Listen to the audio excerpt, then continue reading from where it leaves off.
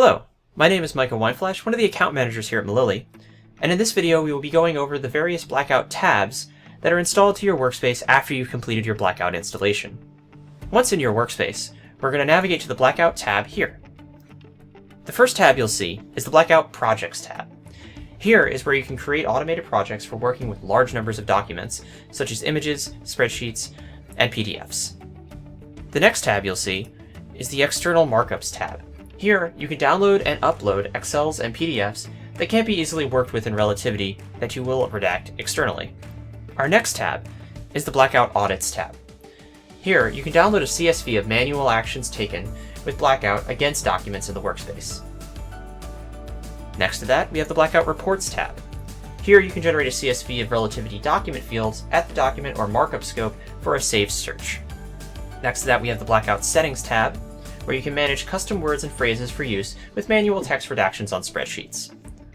Lastly, we have the Blackout Manual Failures tab. In this tab, you can see a list of all documents with at least one failed markup. You also have some actions available to you, such as retrying the markups and deleting the failed markups as well.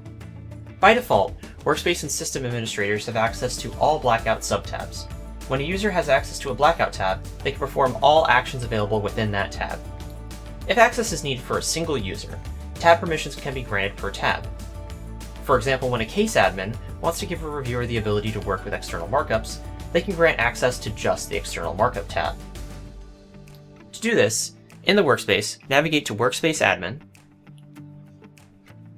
Workspace Details, and then select Manage Workspace Permissions.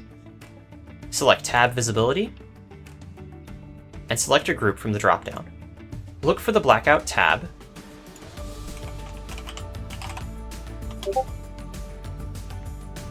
and grant the group access to the tab you wish.